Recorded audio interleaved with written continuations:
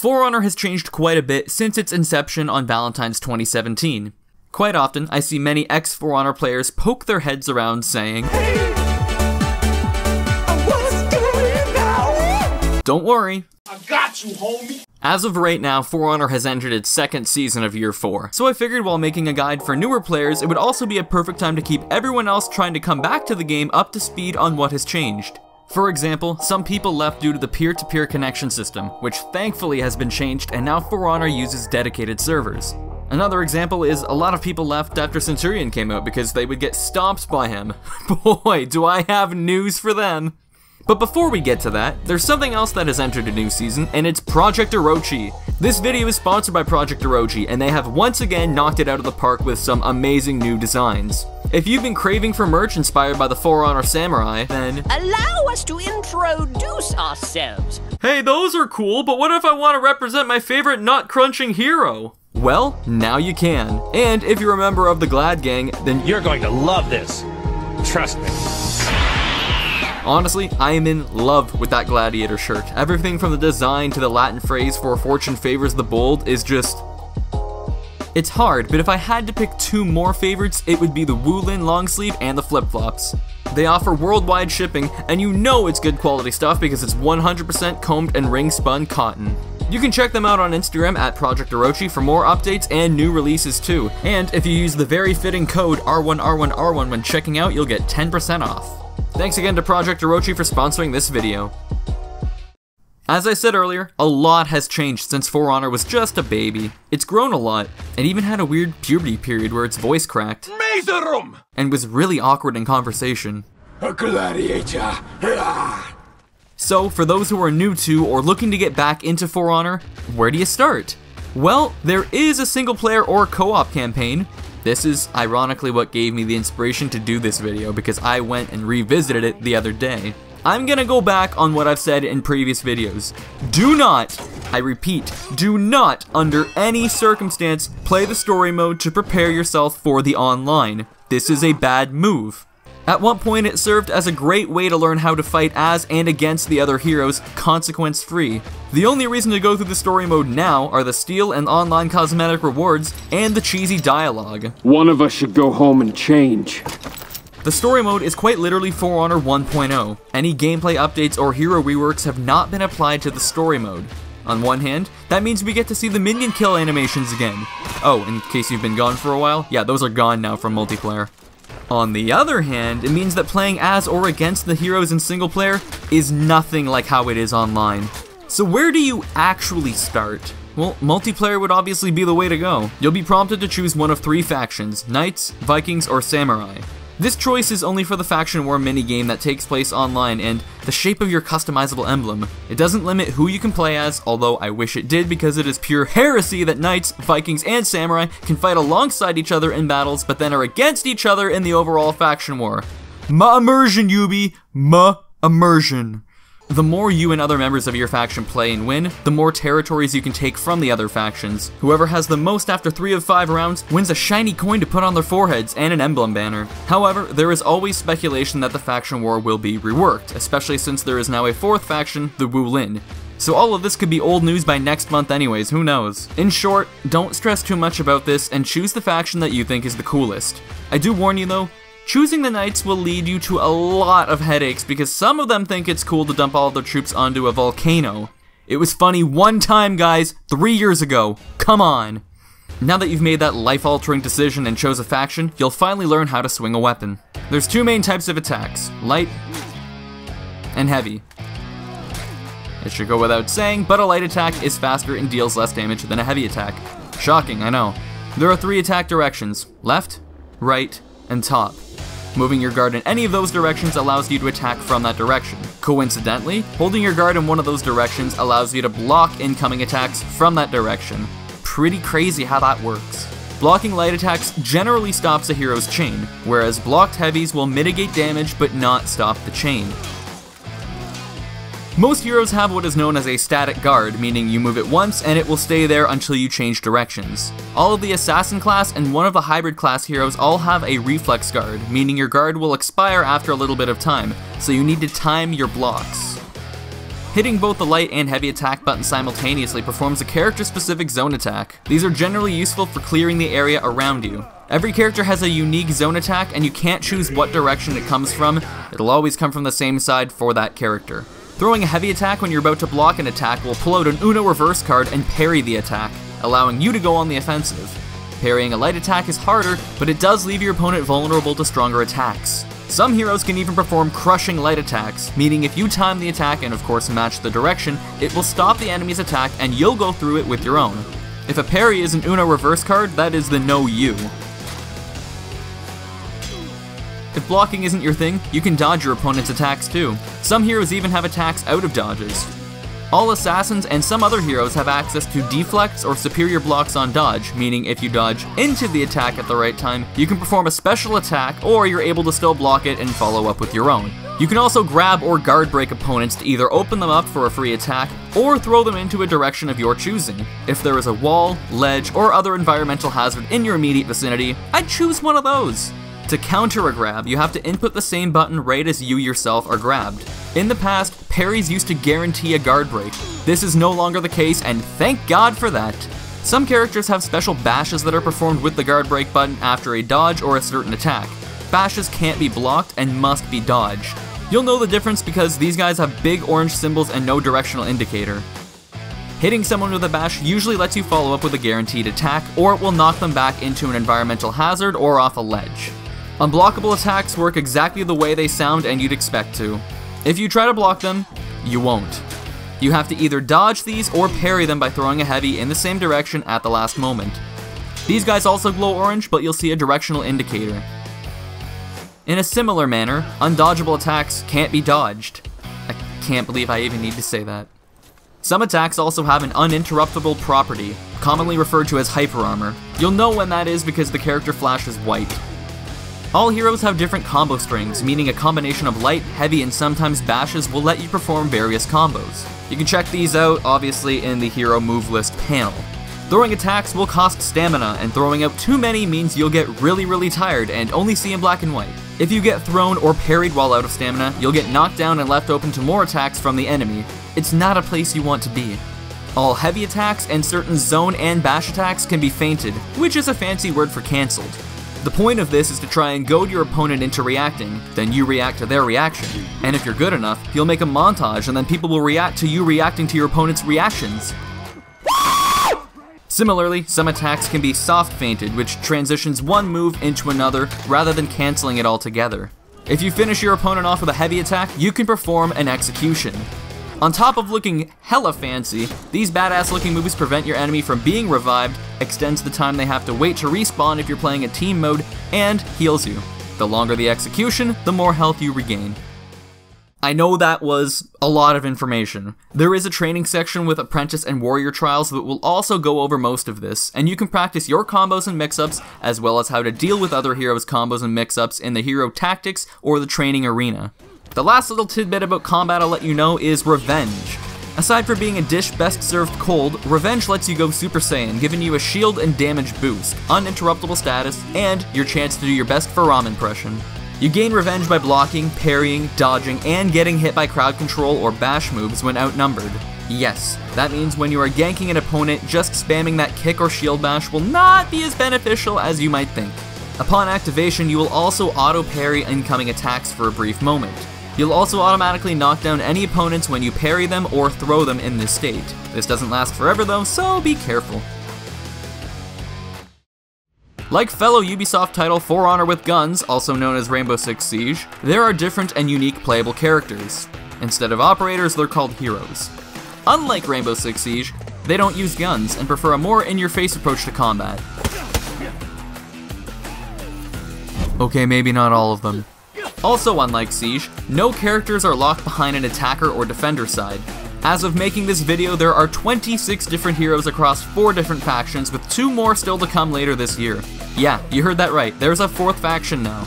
The Chinese-inspired Wulin were added with the Marching Fire expansion. Like Rainbow Six Siege, you can use the in-game currency or purchase a pass with real-world money to unlock the newer heroes. 26 heroes, if I spend more than a minute, that's another 26 minutes added to this video. So, in 30 seconds or less, I'll give you a quick rundown of each hero. As balancing can change things at any time, but hero identities tend to stay the same, I'll just go over the playstyles of each hero so you can choose which one you think you'll enjoy the most. There are 4 classes: Vanguards, Heavies, Assassins, and Hybrids. What these fancy titles determine is A, how quickly you gain renown. What's renown? We'll get to that. And B, do you have a static or reflex guard?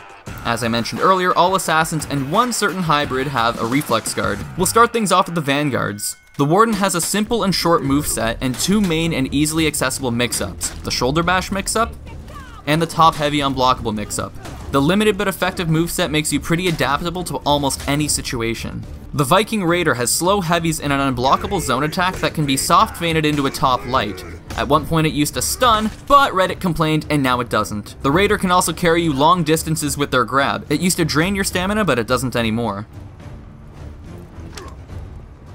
The Samurai Kensei is most often cited as the most balanced or fair hero by a lot of people. Kensei has lots of soft vein options from any of their top heavy attacks, as well as an annoying dodge attack according to Reddit.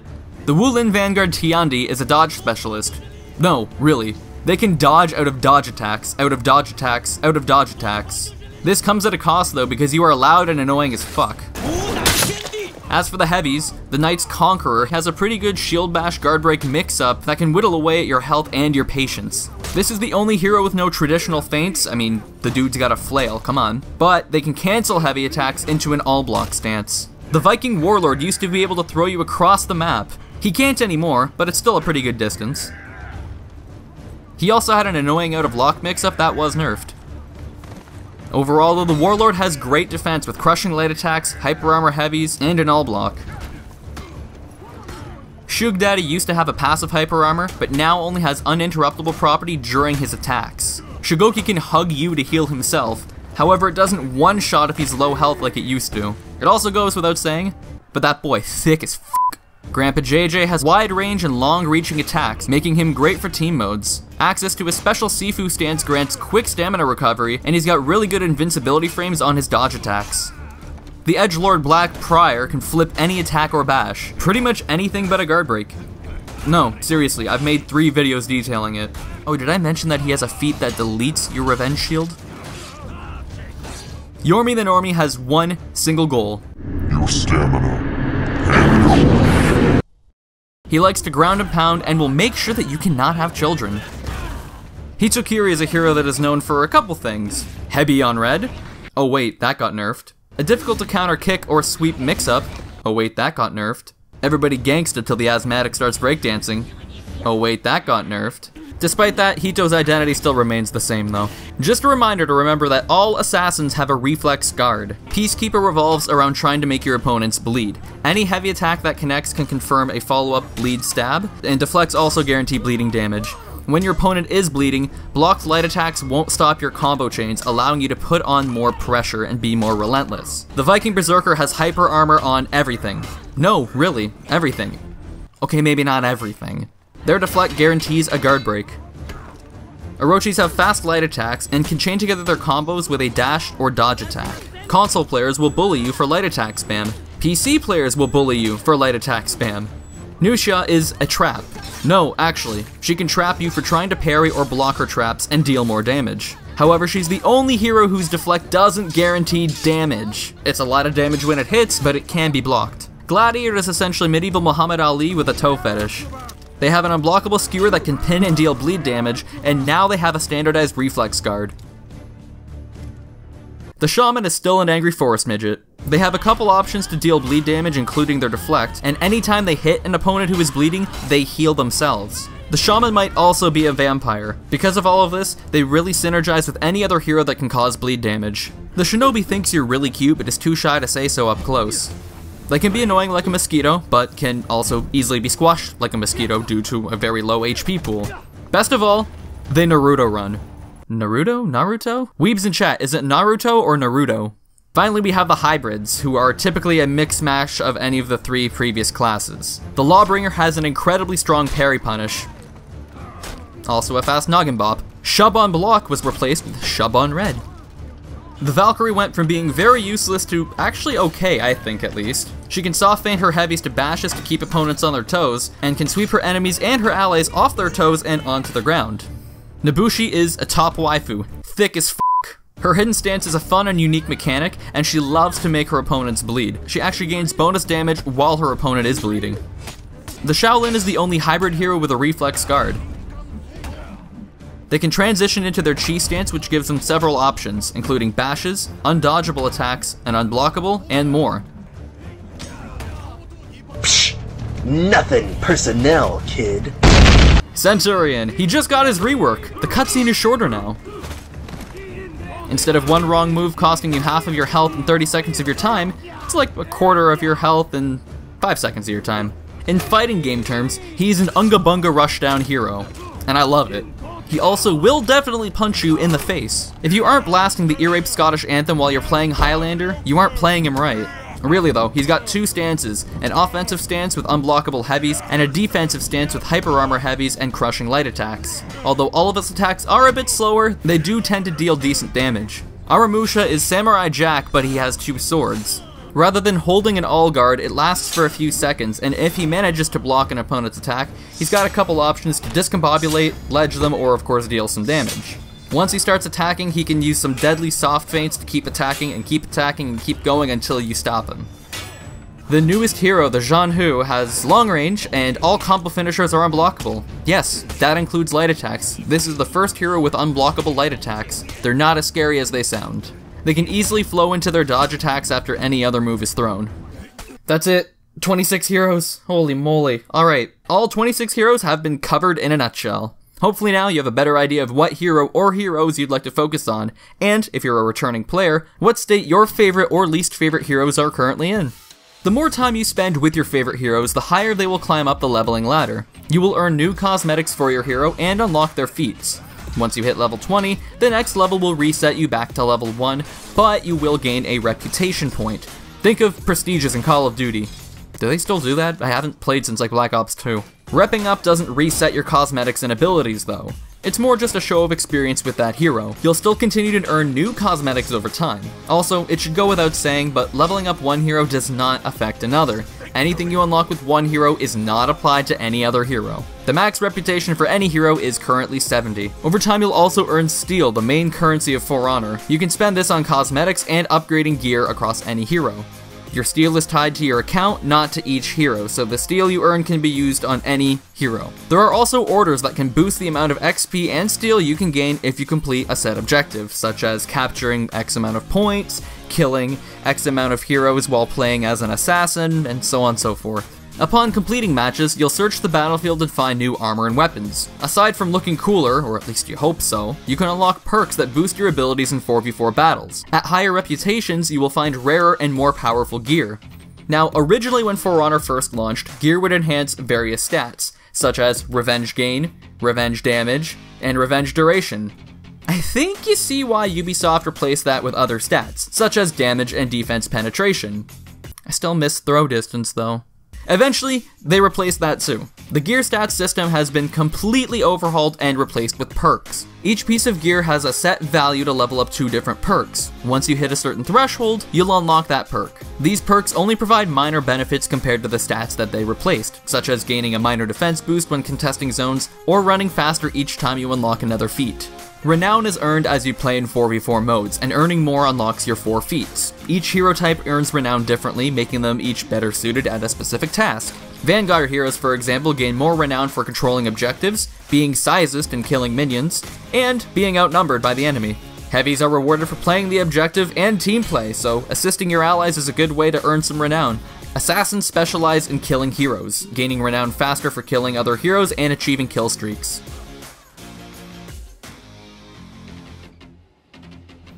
Each hero has 3 different feats that they can unlock in each tier. Generally, the consequences they have on the battlefield get more significant as you go up in tiers. There are 7 different game modes to bring your heroes into battle with: 1v1 duels, 2v2 brawls, and your choice of 4v4 modes. Deathmatch is a playlist that has skirmish and elimination, tribute, breach, or dominion. Duels are a 1v1.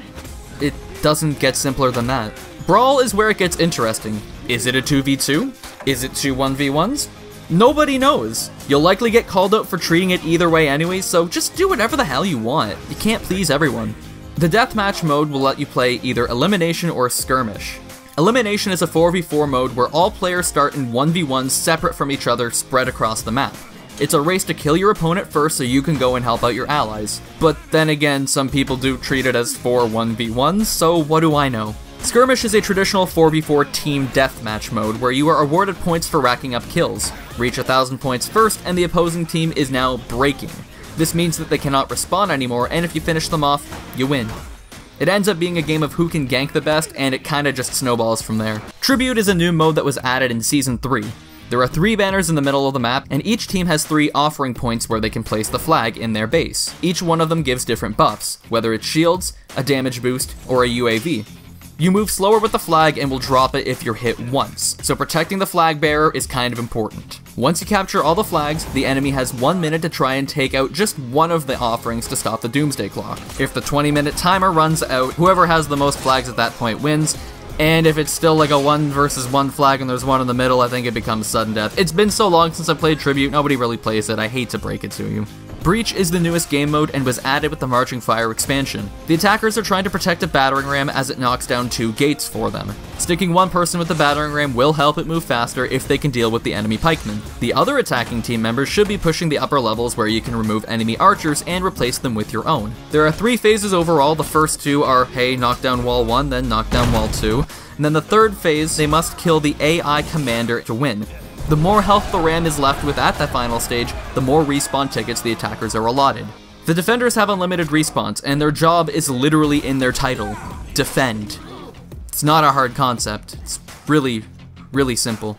The most popular mode in For Honor, Dominion, is all about contesting 3 different zones on the map. The longer you hold them, the more points your team gets. The zones you own also act as a healing area, and if one person is in the zone, you also gain points at an accelerated rate. But having more than 1 person in the zone does not increase the amount of points gained. 1 is enough, thank you very much. There is a 3rd zone contested by little minions. Help your minions reach the other side to gain control of the mid lane. Minions in the mid lane can now interrupt executions and revives, so banish those little guys before doing either. Like Skirmish, reach 1,000 points to put the opposing team in breaking and win the game. Every now and then, Ubisoft also likes to treat us with special game modes. This can be anything from a unique seasonal game mode, throwbacks to past events like what's happening right now, or the Testing Grounds. The Testing Grounds are a way to publicly test proposed changes to various heroes or game modes. This stuff is important, please play it when it's around. Marching Fire Expansion Pass owners also get access to the Arcade, a versus AI mode that provides a little bit more lore and pits you up against bots with random buffs and debuffs applied to each character involved. You can unlock some other arcade-specific cosmetics and gain XP or complete orders as well while doing this. Saving up your steel and purchasing champion status could actually help you gain more rewards in the long run. There's a lot of great bonuses that help you level up your heroes faster, more end match loot, more salvage for scrapping gear, and tons more. Finally, as of this year, a Battle Pass has been added to For Honor. Everyone knows how Battle Passes work by now, right? Right? Like every game has them now? Well, in case you somehow don't, by default, everyone owns the Free Pass. That means just for playing, you get free seasonal cosmetics. If you want to purchase the Premium Pass, you'll not only go through the pass quicker, but get more exclusive rewards. Pretty simple concept. So what next? Well, if you don't own the game, then the obvious choice is to get the game. There's plenty of different editions with different perks to them, so figure out what you want, then make the purchase. If you already own the game, it's a matter of sticking your feet back in the water and getting used to the new For Honor. Hopefully now you'll have a better idea of what has changed so you're not completely caught off guard. Okay, 11 pages of scripting later, I'm pretty certain I covered everything in For Honor so far.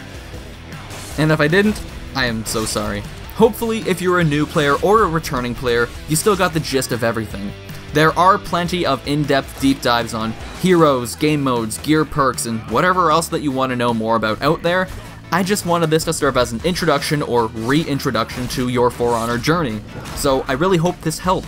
Thanks for your time, and huge thanks to my supporters on Patreon helping keep the lights on, especially Sweckles. Yes, Centurion finally got his rework. Yes, you will see some good Cent content. Don't you worry. Have a great day, and I'll see you on the next video.